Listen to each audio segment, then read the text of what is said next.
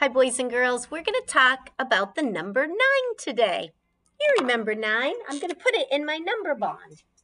A loop and a line make a 9.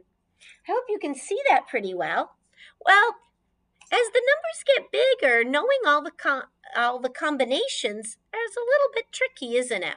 I think everyone has 10 connecting cubes. Now, your cubes might look a little different than mine, but I think everyone has those at home. So get out your cubes, but you won't need 10. You will only need 9. So I am putting 1 back. Now I have 9 cubes, and I'm going to break them apart. I'll show you right here. I'm going to break them apart like this, okay? And what I want you to do is make a rod with the 9 cubes together. But the first time I do it, I think I'm going to do, if I do all of them, I'll put the red together, and you might have a different color, and I'll put these together, okay? So when I put them all together, I do have 9. 1, 2, 3, 4, 5, 6, 7, 8, 9. So what two numbers make 9? How many are on this side? And this side? That's right, we have 5 and 4. So I'm going to tip us up again. So if I were going to be making the number bond match the rods, I would do 5 and 4. That works, doesn't it? Can we say it? 5 plus 4 equals 9. Or 4 plus 5 equals 9. Or 9 equals 5 plus 4. Or 9 equals 4 plus 5. You've got that. Now, there are many more combinations, aren't there? So that's why I have to not think about the colors this time, okay? So I'm going to break them apart like I did before. And this time, I'm not worrying about the colors. It's kind of hard to ignore, but this time I'm going to put some of them over here. How many did I put? 3. And I'm going to put the rest of them over here. And I think I'll link them.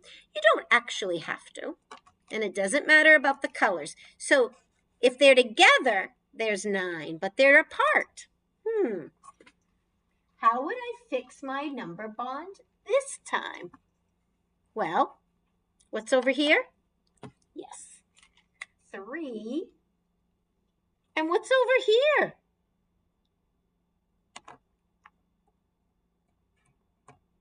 6.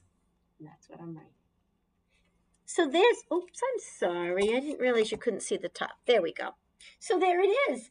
3 plus 6 equals 9, or 6 plus 3 equals 9, or 9 equals 3 plus 6, or 9 equals 6 plus 3.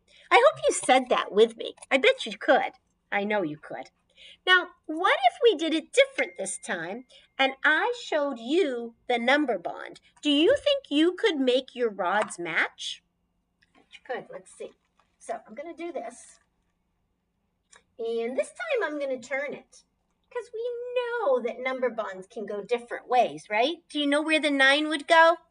These are the parts and this is the whole number. So there's my loop line makes a 9. Now, what if I did, oops, I want to make a good 7. I don't want to do it that way. There we go. 7, and I put 2 here. Can you make your rods match my bond? Well, I have 9, but this won't work. This is 3. Yep, 3 and 6. That's 9, but it doesn't match this. What would you do? I would start with 2. 1, 2, 3, 4, 5, 6, 7. Hey, did that work? It sure did. Let me try another one. What if the bond only had a 1? That's all they're going to tell you. 1 plus something equals 9. Well, here's all mine. If I put the 1 by itself, how many are over here? 1, 2, 3, 8. Oh, so 1 plus 8 equals 9, or 8 plus 1 equals 9, or 9 equals 1 plus 8, or 9 equals 8 plus 1. So what number goes here? This shows me that you are all able to switch back and forth from rods to bonds to even mental math. Ready? Put your rod all together. Ready? Let's do 1 plus 8. You didn't even have to count this, did you? You just knew it was 1 plus 8. What if now it's going to be 2 plus 7 equals 9. And now we have 3 plus 6 equals 9. If I move this here, now how many? 3. Now it's 4 plus 5 equals 9. Ooh, now I got the 5 here. They kind of switch places. 5 plus 4 equals 9. 6 plus 3 equals 9. 7 plus 2 equals 9. 8 plus 1 equals 9. Don't worry if you couldn't keep up. We'll do it again and again and again. And you're also going to do it on your paper. You will need a little bit of help from an adult. I know that. But parents, make sure you give them a little time to think. And I think they can do it. It says the squares below represent your cubes. So it's hard to give them the cubes because here they would have 7 of the same color and 2. And then it says draw a line from the cube stick to the matching number bond. Well, look here. 9, 7, and 2. Which one of these would be 9, 7, and 2? Oh, look at that. 2, 7. Looks like it's going to be a short line right across. Then you're going to look at the next number bond, 9, 5, and 4. Oh, 5 and 4. It couldn't be that one. Number detectives. And you're going to notice that down here, there's a couple numbers missing. But I bet you can do it. Mental math is really cool. Now here at the back, it does say draw and color cube sticks to match the number bond. Fill in the bond if it isn't complete. Parents, this is where you are my eyes and ears. Some children will get through the first page and you as a parent will know that's probably enough. And it is. It's good practice. And if they manipulated their cubes with me, then they've also had that practice. Some of you are going to know that your child is ready for the next step.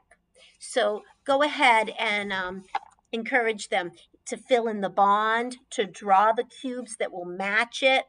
Or if your child just wants to demonstrate that they can use these cubes to represent that bond for you, that's fine as well.